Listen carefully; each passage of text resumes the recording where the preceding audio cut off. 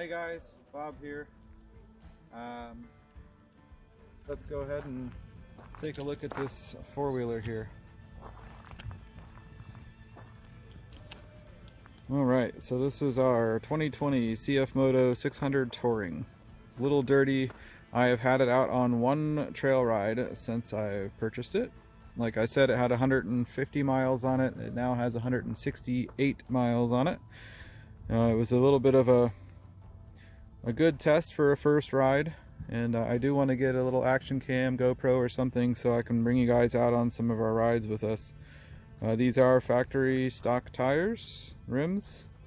It is a 2-up, so the touring model is a 2-up. It is designed to carry 2 passengers, which is pretty awesome and important for us since we've got 6 kids and my wife and I, and we like to take the kids out.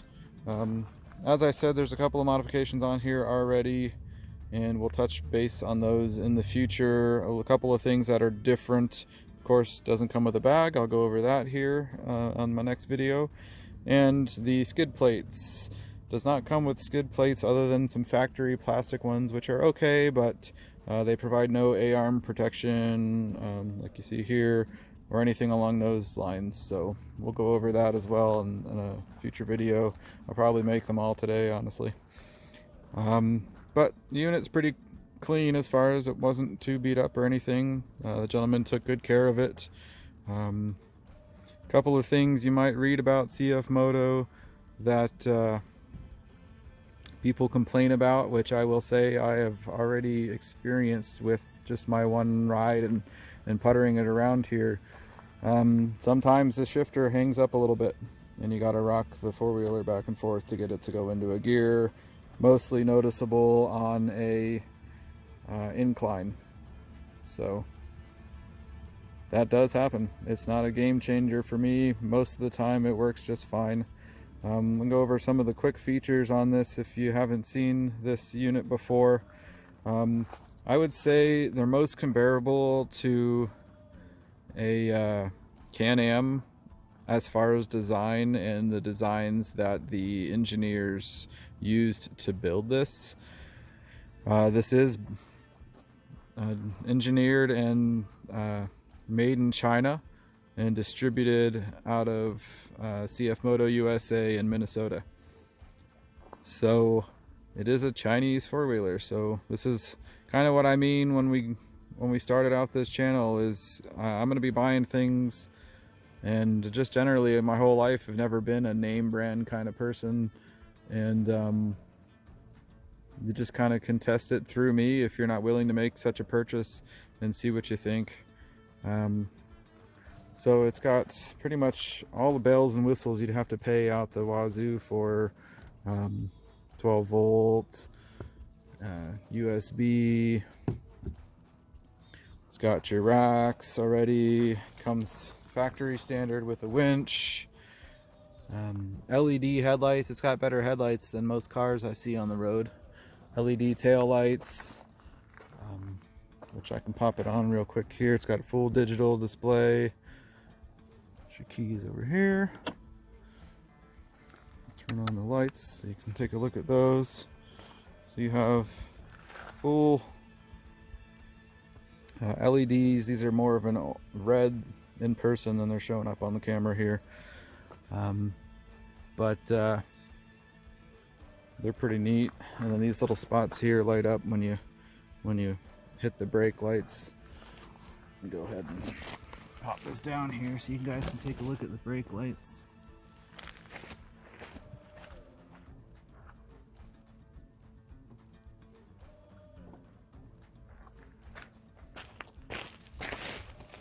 So the lighting is great, super safe, awesome when you're on the tight trails. You're not going to be missed. The headlights are pretty amazing. Maybe we'll do a video at night here so you guys can see those. It's got these little eyebrows, LED eyebrows, which are pretty nice. But I'm really happy with those. Got quite a few little settings for your thing. These are your brights, which of course display bright like in the car. Your regular headlights off which if you're into hunting or anything along those lines, do know that from the factory, off still means there's some kind of daytime running headlight on at all times. So if you're wanting to sneak around on the trails, that's important to know. Unless you want to do some modifications, you will have headlights on at all times. They're not as bright as the other ones, and that also off, you do not have taillights though.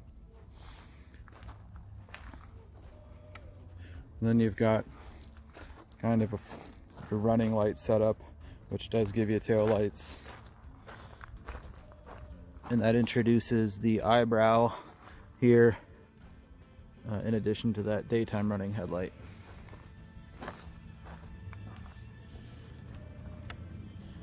Here's a look at the dash. So we've got, tells you whether or not you're in two-wheel or four-wheel, your fuel levels, mileage.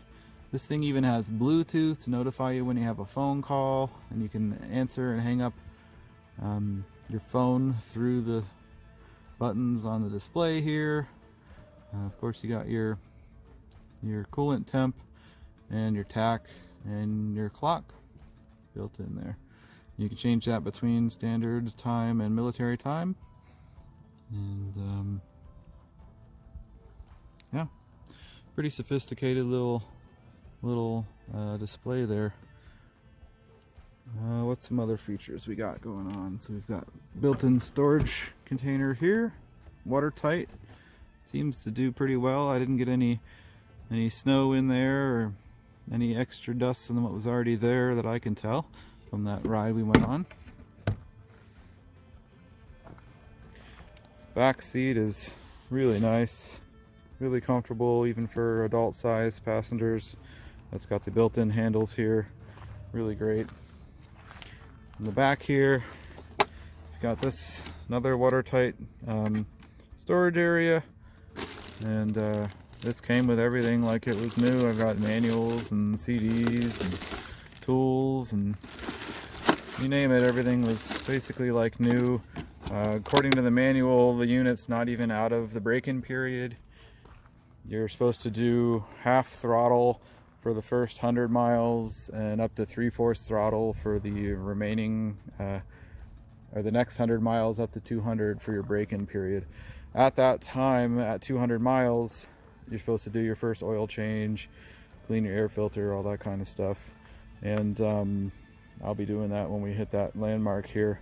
I did check the oil, and you do that down in here. There's a little cover. So pops out here and then pulls to the right. It's a little tough to do, but you know it'll never come off. Some people complained about how hard that is and how hard it is to get back on. They're just these little rubber grommets, and honestly I kind of like it. It's almost impossible to get off. Well, it's not impossible to get off, but you'll know it's not gonna fall off on you. Dipstick here, and there's your oil filter here. And I checked everything out. Everything was clean. Everything smelled great. Well, smelled right, rather. So you just line these two pieces up in here. I don't know if we can get that on there. There they are. Slide it back to the left, line up this little plug and plug it in. I don't have that much trouble with it. I don't know why everybody's got some grief with that, but well, there you have it. Works pretty well to me, and make sure you're not going to lose it. The only piece I've ever seen people really complain about losing is this little piece of plastic here. And you can see even from the factory, it looks like they put in some Velcro on here to try to stiffen it up. Other folks I've seen put some foam in here to make these little pieces here grip on a little bit better. If you lose it, it's like 12 bucks to buy a new one if you really have to have it. Not the end of the world. Alright, so touching on things I don't like, or aren't I'm not a huge fan about, rather. The shifting thing was fine. It's okay. I'm not really worried about it. It has a Canadian brand CVTech IBC Canadian built transmission, the CVT, and it's pretty bulletproof. You find it in a lot of other well-known name brand ATVs. So that's one thing that's my general opinion of Cforce, or not Cforce, but CF Moto, is they just, to me, they looked at the best that's out there, and then they implement, or copied that as much as they could to try to make a really good competitive ATV. And I think they pretty much exceeded. To me, I think they did pretty well. They succeeded pretty well here, but time will tell, of course. The racks are covered with this plastic. Not a huge fan, of course. That's the thing that most new ATVs have gone towards. And what stinks is underneath it is a metal rack, but it's got all these little points, little flaps, where everything attaches to, so it's not even that attractive looking if you wanted to take the plastic off. One of the things that I'm not super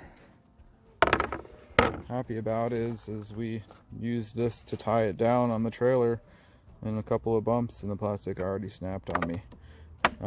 This would be something I would expect to break and when you're hitting tree branches and whatnot out in there, and that's alright, but it's like $50 if you want to replace this one little piece of plastic.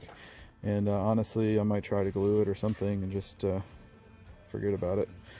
But yeah, don't really like the plastic covers. Kind of wish it just had the regular good old-fashioned metal bars. Point of reference for my history with ATVs: friend of mine here in town, real good friend of our family's, he has a couple of 1998 Honda Foreman 400s, and that's what I've been riding since I've been here. Like I said, just finally got to the place that we could get our own, but that's what I've been riding on. And I would say after we took a couple turns between his and mine out on the trail, and he even said it, that his kind of felt like toys compared to this thing. I mean, it is a big ATV. It weighs 915 pounds before you start adding stuff onto it, and kind of felt like getting into a Cadillac after I was on his. It was just way more plush, and just a lot bigger, of course. One of the points of concern I had was the ride quality. I like a squishier ride. I don't want to feel all these bumps out on the trails, and I was pleasantly surprised. This thing is like butter. It just cruises right over top of all of these bumps with no problem. I could see it knocking my friend John around quite a bit on his Honda, and this was just butter. I wasn't even feeling the bumps that I was, seeing him getting knocked around with. So that pretty much just covers a little overview of the CF Moto Cforce 600 Touring. And this is a 2020 model. Not much changed for 2021. In fact, I'm not sure much of anything changed. They might have upgraded the way the parking brake works. Mine is here. You just pull back on the handle and push this little lever forward. I think they might have moved it down here a little bit easier. But otherwise, I think generally everything else is the same. But yeah, next video we'll go over this bag I got on the back here. See what it is, see how it fits, and what I feel about it. Alright, see you guys next time.